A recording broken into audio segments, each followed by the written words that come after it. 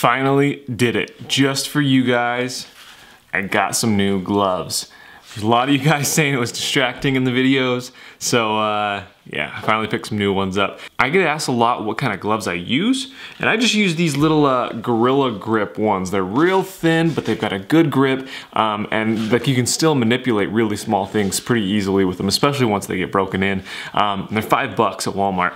So today's Wednesday, and I'm actually filming the main video for the week today. We're headed out to Utah's newest indoor range. I'm stoked on this place, man. I've heard so much about it. The ratings are like through the roof on this place. So I'm excited to see if it lives up to all the hype. They're the first indoor range in the nation, I guess, to have indoor trap shooting, which is dope. I'm really stoked to see this place, and that's where we're headed right now. What's up, man? Intro's always the hardest part. What's going on, guys? Chad here with Green Light Shooting, and welcome to this new video. Man, oh man, am I excited about this.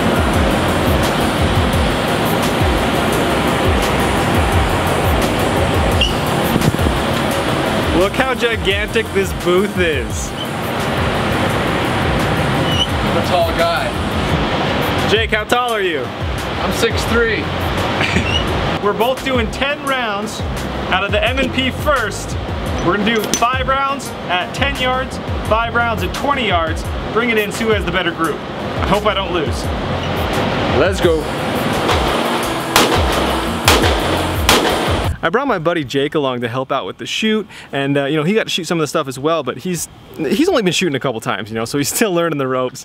He begged me to put his clips together, so here it is.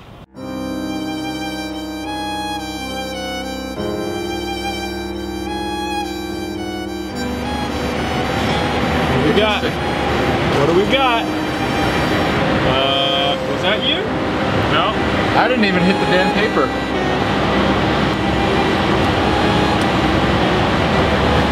We'll do another video on helping Jake. Yeah, that's gonna take a whole series of videos, man. I didn't hit it.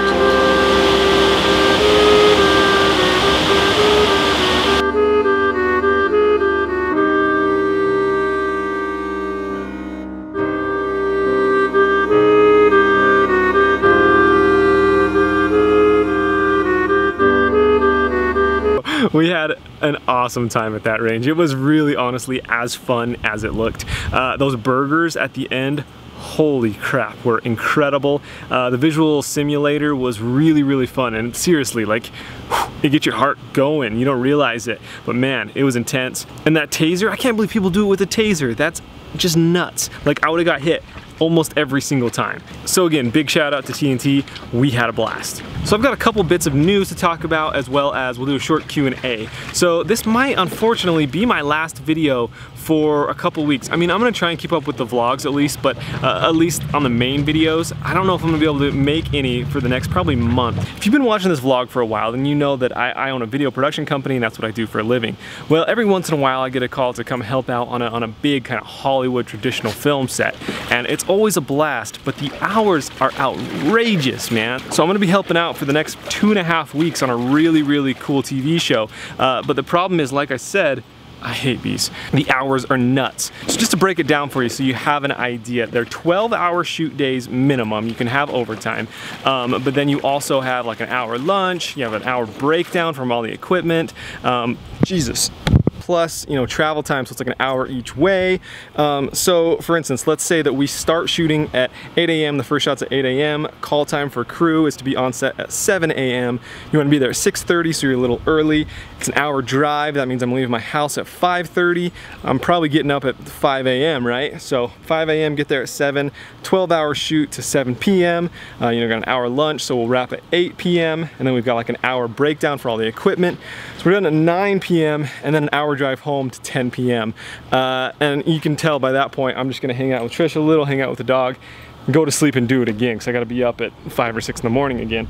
So as you can imagine, those hours wear on you pretty heavily, and it's kind of hard to keep up with anything else when you're on a big film set. I just wanted to give you guys a heads up so you don't think that green light's done or something like that. I will be back. I'm just super busy. Like I said, I'll try and keep up with some vlogs when I can, but for the most part, man, it's gonna be film life for a little bit. I've been getting a lot of comments lately, kind of like hating on me for being a beginner to firearms. Whether I'm a beginner or not, that doesn't have anything to do with this segment. That's not why I'm bringing this up. There's one dude out there who's just like a true internet troll, and I hate to give him the attention that he's like trying to get, but check out some of these comments. Hey noob, let me drop some knowledge on you. Everyone here who has been misled or fooled into thinking that you're some firearm authority, why would anyone want to get information or knowledge from some noob chump? Anyways, money spent on a morning cup of coffee would have been better spent than the money spent on this garbage. Another frickin' B. Oh, it's so hot. Anyways, I've been getting a lot of hate for being a noob or a beginner to the firearms industry, and it's not really that bothers me, whether I'm new or not. What bothers me is the sheer intolerance towards beginners. Like, that's why shooting has such a bad reputation to non-shooters. Like, there's this huge ego. I talk about the ego all the time.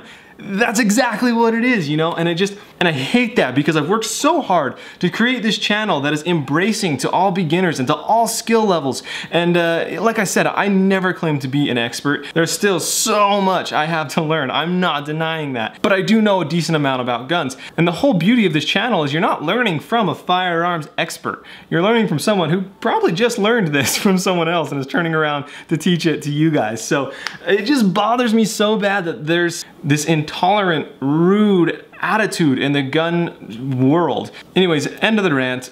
He's blocked from the channel. Not necessarily because he's calling me bad names, but because I don't want him spreading negativity on the channel whatsoever.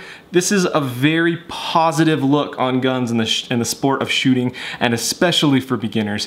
And there's just no room for that kind of talk here. Now, don't take me wrong. I'm very open to constructive criticism or to opinions that differ than mine. As long as they're said respectfully, I have no problem with that. Like, that's how we grow. But just straight, obscene, blatantly rude, intolerant stuff is not tolerated. Get off the channel. So we'll end this with a quick Q&A as we've been doing. First question comes from Paul Solver. Love the channel, thanks for the awesome content. What got you into guns and shooting to begin with?